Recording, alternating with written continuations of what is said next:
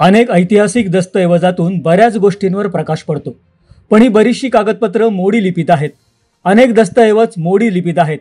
12व्या शतकापासून 19व्या शतकापर्यंत मोडी लिपीतच सरकारी आणि ऐतिहासिक दस्तऐवज पाहायला मिळतात.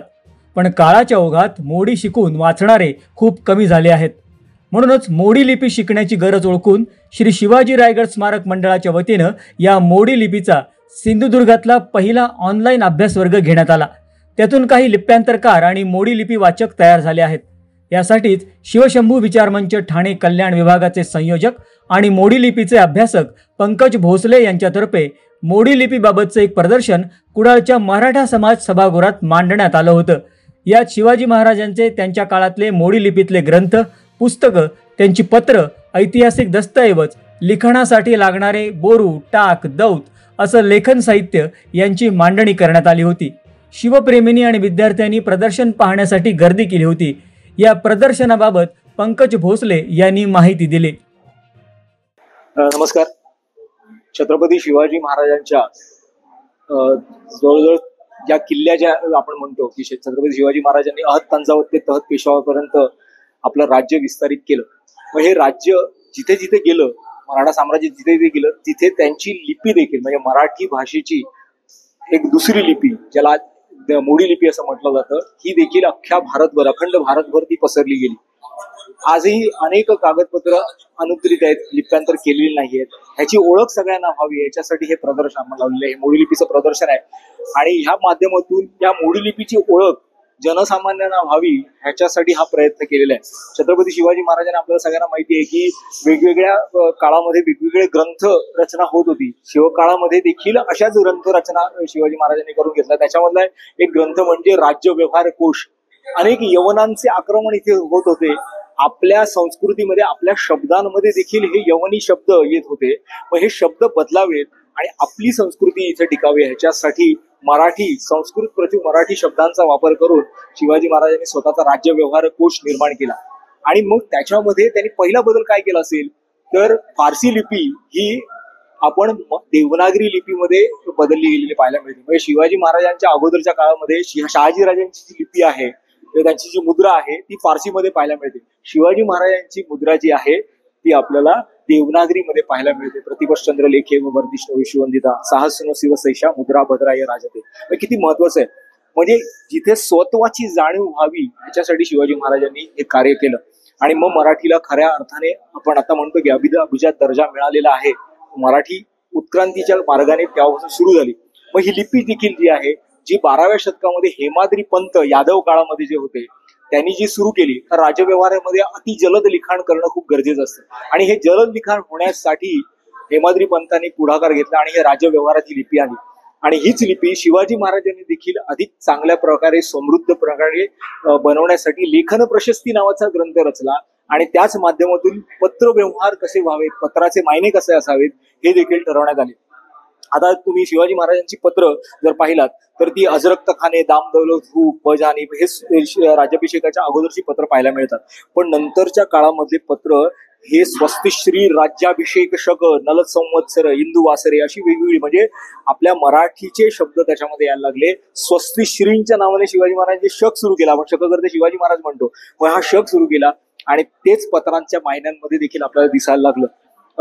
आपण आता कोकणामध्ये आहोत. खरं सांगायचं तर आपल्याला माहिती आहे सगळ्यांना की 12 किल्ले युनेस्कोने जागतिक वारसा म्हणून घोषित केले. या कोकणामधले देखील 4 किल्ले आहेत. सुवर्णदुर्ग आहे, सिंधुदुर्ग किल्ला आहे, खांदेरी नावाचा किल्ला आहे, विजयदुर्ग आहे. त्या किल्ल्यांची डागडुजी व्हावी, त्या किल्ल्यांचं संरक्षण व्हावं, आक्रमक इथे येतील त्याच्यासाठी प्रोटेक्शन करावं आणि आपल्या समुद्री सीमा संरक्षित कराव्या ह्याच्यासाठी शिवाजी महाराजांनी कार्य केलं. म्हणून त्यांनी आरमार उभं केलं आणि त्याचबरोबर हे जलदुर्ग बांधले. हेच जलदुर्ग बांधताना त्या किल्ल्यांची व्यवस्था व्हावी यांनी राखीव निधीची तरतूद केलेली आहे. आणि ह्या राखीव निधीचं बजेट आपण म्हणू शकतो आताच्या भाषेमध्ये, हे बजेट शिवाजी महाराजांनी केलेलं आहे. एका बाजूला आपल्याला 1,75,000 होणांचं बजेट दिसतं. त्याच्यामध्ये सिंधुदुर्ग, विजयदुर्ग, सुवर्णदुर्ग या किल्ल्यांची नावं आहे. 10,000 होणांचं बजेट प्रत्येक किल्ल्याला तरतूद केलेलं आहे. असं करून वेगवेगळ्या किल्ल्यांची नावं त्यांनी देऊन त्याच्यामध्ये 1,75,000 होणांचं बजेट त्यांनी केलेलं आहे. एकमेव रायगडला त्यांनी जवळजवळ 50,000 होणांची तरतूद केली आहे. राजधानी आहे रायगड हा किल्ला. एवढं मोठं काम कार्य शिवाजी महाराजांनी दूरदृष्टी आपण आपल्याला या पत्रांमधून पाहायला मिळते. बघा, अनेक मोगल आक्रमक इथे येतील आणि आक्रमण करतील, आपल्या किल्ल्याला वेढा देतील, किल्ला बळकट व्हावा याच्यासाठी त्यांनी किल्ल्याच्या डागडुजीसाठी राखीव निधी म्हणजे आपण म्हणतो ना डिफेन्स बजेट, असा डिफेन्स बजेटचं 1,25,000 होणांचं बजेट शिवाजी महाराजांनी केलं. आपण जेव्हा या पत्रांमधनं आपण पाहतो, या पत्रांमधनं जेव्हा इतिहास समजून घेण्याचा प्रयत्न करतो, तो खऱ्या अर्थाने छत्रपती शिवाजी महाराजांचा इतिहास आपण ह्या मोडी लिपीमधनच जाणून घेऊ शकतो. वेगवेगळ्या कालखंडामध्ये शिवाजी महाराजांचा काळ असेल, शिवाजी महाराजांच्या नंतरचा कालखंड असेल, या प्रत्येक कालखंडामध्ये ही लिपी बहरली गेली. पेशवे काळामध्ये अधिक बहरली गेली. वेगवेगळ्या काळामध्ये म्हणजे जसे बोरू वापरत होते, टाक वापरायला लागले, पेनं वापरली गेली. मग ह्याचं साहित्य काय होतं आजकालच्या पिढीला हे माहिती पाहिजे म्हणून या साहित्य देखील इथे ठेवण्यात आलेलं आहे. आणि मग त्याचे कागद कसे होते? कागद हा मुळातच फारसी शब्द आहे. पहिले ताम्रपटांवरती, भोजपत्रांवरती हे पत्र लिहिली गेली. आज ती कागदांवरती आपल्याला पाहायला मिळतात. आणि हीच वेगवेगळ्या म्हणजे आता होळकर घराण्यांचं इथे काही पत्र पाहायला मिळतात. बघा, इंग्रजांच्या काळामध्ये देखील ही मोडी लिपी वापरण्यात आली होती. म्हणजे जरी एवढे आक्रमक इथे आले, आपलं राज्य जरी केलं, त्यांनी आपली भाषांमध्ये बदल केला, पण त्यांना लिपी स्वतःला आत्मसात करावी लागली, शिकावी लागली. आपण म्हणतो की त्यांनी कशी शिकली, तर ते जे इथे आले त्यांनी व्यापार केला आणि तो व्यापार करता करता त्यांनी काही लिप्यांतर करणारी माणसं इथे पेरली गेली, ज्याच्यामुळे त्यांनी ते शिकले आणि या मोडी लिपीला अधिक समृद्धता मिळाली. स्वातंत्र्याच्या नंतर ह्या मोडी लिपीला काही वाटलं सगळ्यांना की ही अनकलनीय आहे, जुनी आहे, आपण बंद करू. म्हणून स्वातंत्र्याच्या नंतर 1957 साली ही मोडी लिपी बंद झाली. जी शालेय अभ्यासक्रमात असलेली लिपी आज बघा अख्ख्या पुण्यामध्ये, महाराष्ट्रामध्ये वेगवेगळ्या कानाकोपऱ्यात गेलो तर 8 कोटी कागद आहेत शिल्लक. पुण्यामध्येच 3 कोटी कागद आहेत.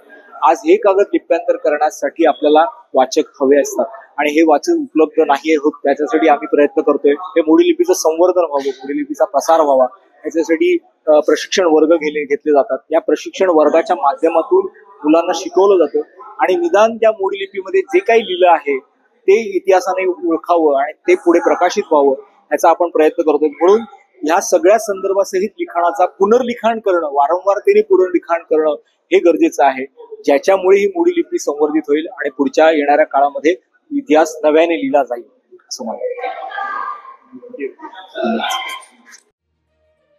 खरं तर मोडी लिप्यांतरासाठी अधिकाधिक वाचक तयार होणं गरजेचं आहे, कारण अद्यापही सुमारे 3 कोटी मोडी लिपीतले कागदपत्र वाचनाच्या प्रतीक्षेत आहेत, अशी माहिती मोडी लिपीचा अभ्यासक पंकज भोसले यांनी दिली.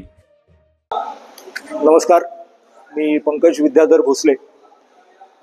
शिवशंभू विचार मंच या माध्यमातून मोडी लिपीचं प्रदर्शन इथे आज आपण मांडलेलं आहे.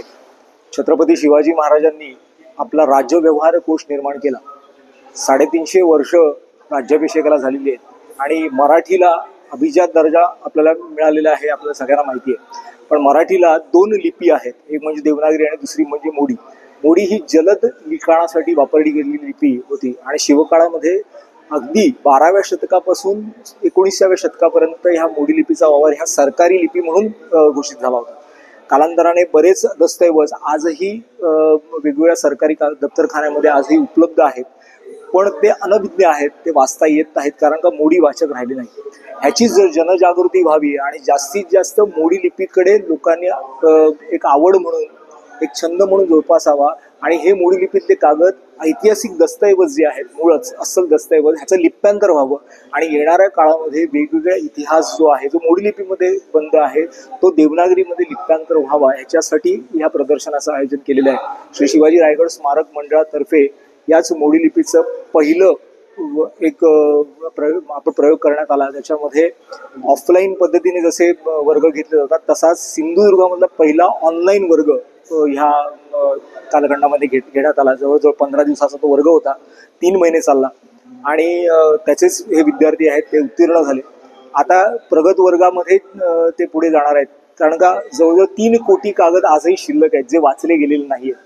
आणि हे 3 कोटी कागद वाचायचे असतील तर तेवढेच जास्ती लिप्तांतरकार वाचक तयार होणं गरजेचं आहे. बघा, आपल्या स्वातंत्र्याच्या 75 वर्ष झालेली आहे. त्या 75 वर्षाच्या अगोदर जे काही अभ्यासकांनी, अनेक वेगवेगळ्या इतिहासकारांनी जे काही लिहून ठेवलं त्याच्यावरतीच आपला इतिहास अवलंबून आहे. पण अधिकाधिक वाचक जर तयार होतील, त्याच्यामध्ये अभ्यास होईल, तर मोडी लिपी बाहेर येईल. याच्यासाठी हा प्रयत्न शिव अभिमान सोहळ्याच्या माध्यमातून करत आहोत. मोडी लिपी संवर्धनासाठी पंकज भोसले आणि त्यांच्या संस्थेच्या वतीनं अनेक प्रयत्न केले जात आहेत. ऑनलाईन ऑफलाईन अभ्यास वर्ग घेतले जात आहेत, पण त्याला अजून म्हणावा तसा प्रतिसाद मिळत नाहीये. त्याला जर तो प्रतिसाद मिळाला तर मोडी लिपीतले जे काही 3 कोटी कागदपत्र अद्यापही वाचायचे आहेत ते वाचण्यासाठी मोडी लिपी वाचक नक्कीच उपलब्ध होतील.